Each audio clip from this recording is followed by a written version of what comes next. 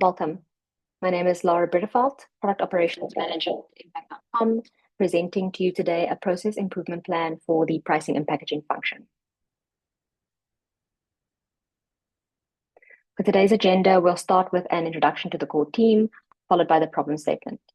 Next, I'll walk through the process analysis, followed by the improvement proposal. And finally, I'll close off with the next steps. The core pricing and packaging team is headed up by Max Chikatosto, the Chief Product Officer.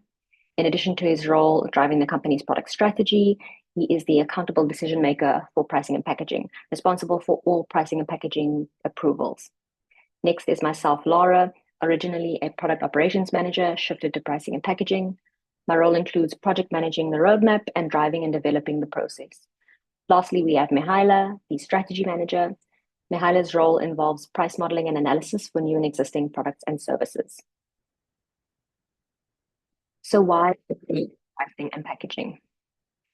Pricing and packaging is an important function of the business, transforming the amazing software that our teams develop into products that customers can actually buy. In order to maintain our position as MarTech industry leaders, we must deliver the right products to the right customer at the right time and at the right price.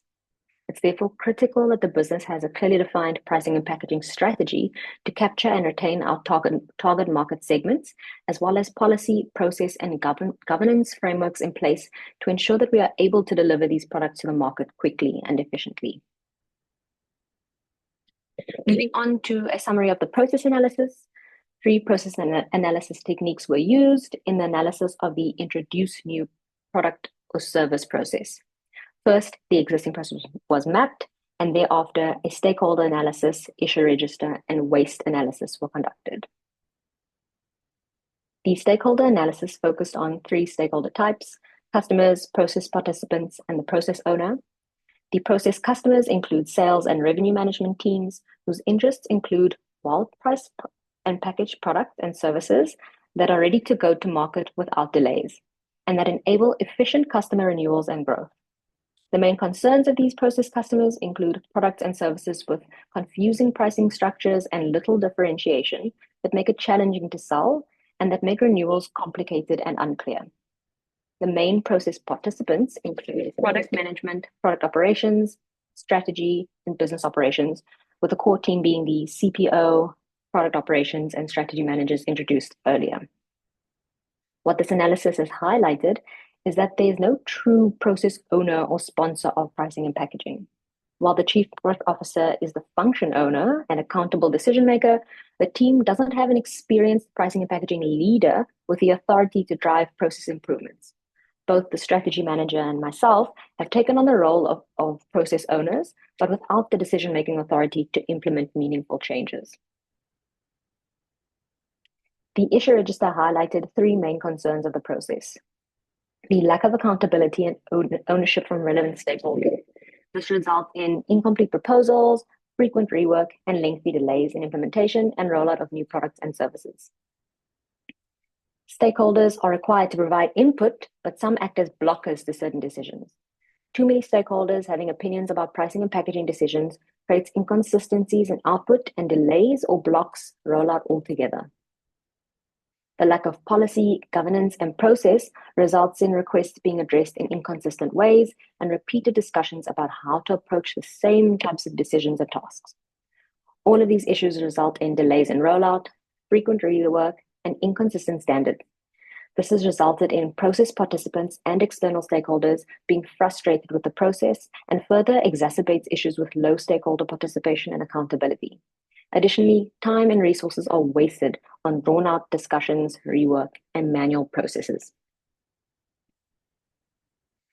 Both the issue register and the process map highlight a few areas of waste in the form of rework and duplicate work.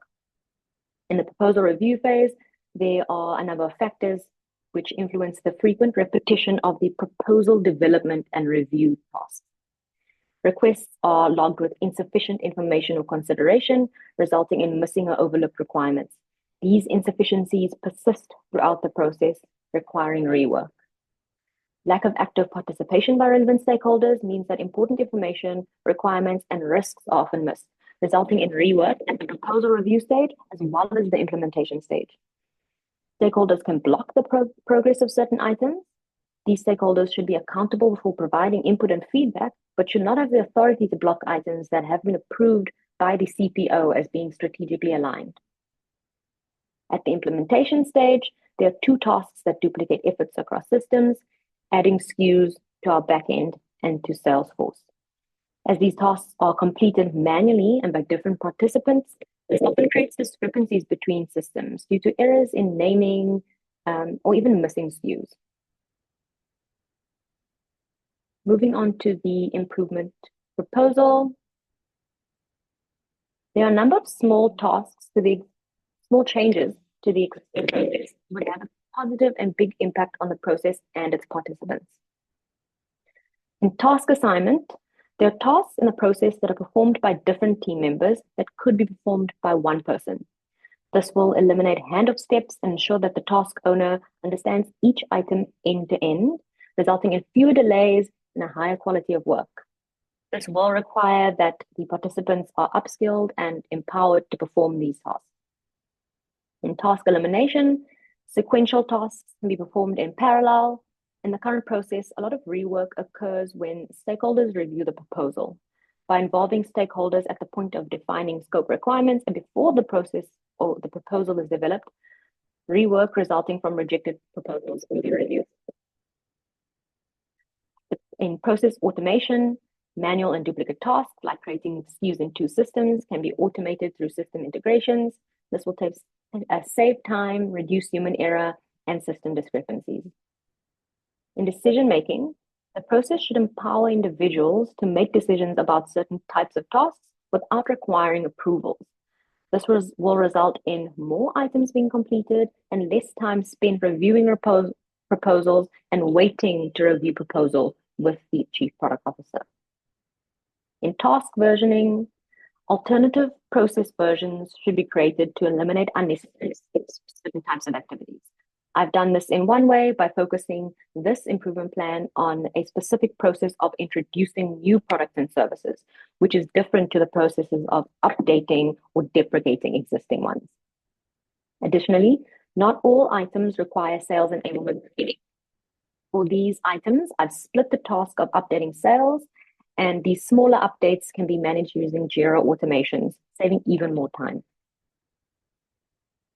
To measure the performance of the updated process, I'll focus on 3 metrics. I expect to see an increase in the number of items completed in the half based on the previous half's 70% completion rate. I've set a target of 85% completion. By automating the creation of SKUs across systems, I project a 100% reduction in mismatches of new SKUs between systems.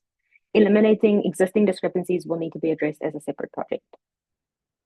Participant sentiment will be measured using NPS-type surveys before and after the improvements are implemented. I would like to see a score of at least 40 after implementing the improvements in this initial phase. Moving on to the next steps. In terms of next steps, I'll first need executive approval in order to proceed with the proposed changes. Once approved, I'll scope the requirements for the change or for the updates. Thereafter, I'll develop a project plan and timeline, followed by the implementation. After the implementation, I will conduct training with relevant stakeholders and continue to monitor the process over time. Thank you for your time today. I look forward to your feedback.